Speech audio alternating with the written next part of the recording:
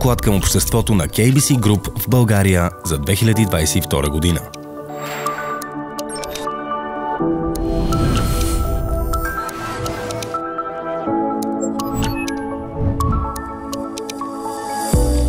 Каква беше устойчивостта за нас през 2022 година? Екологична. Задаване на климатична цел.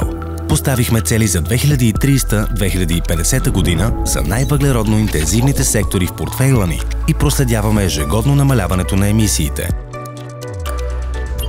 Задаване на цел за нашия отпечатък.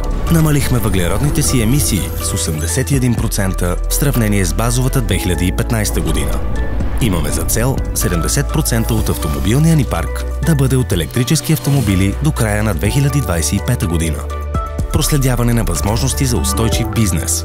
Подкрепихме над 71 проекта в различни области на устойчивото развитие, включително енергийна ефективност и градско развитие.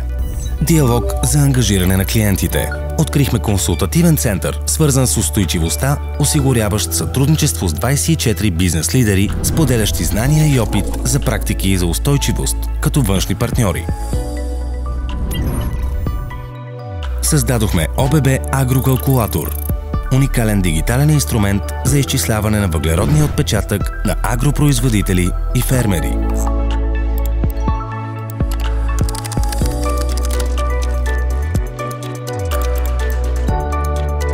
Устойчивост, социална, здраве. Привлякохме 6700 активни потребители в мобилното приложение на ДЗИ Какси.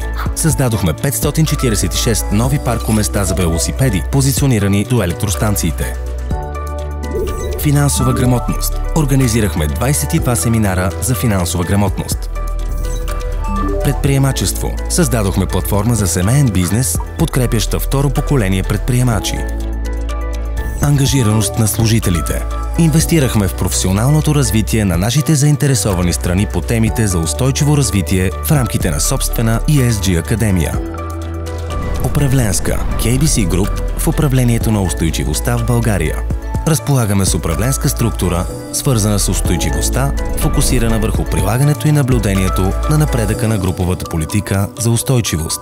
Отговорно поведение. Следваме своя компас за отговорно поведение, съдържащ ценности и етика, които укрепват нашата ангажираност с клиентите и сред колегите.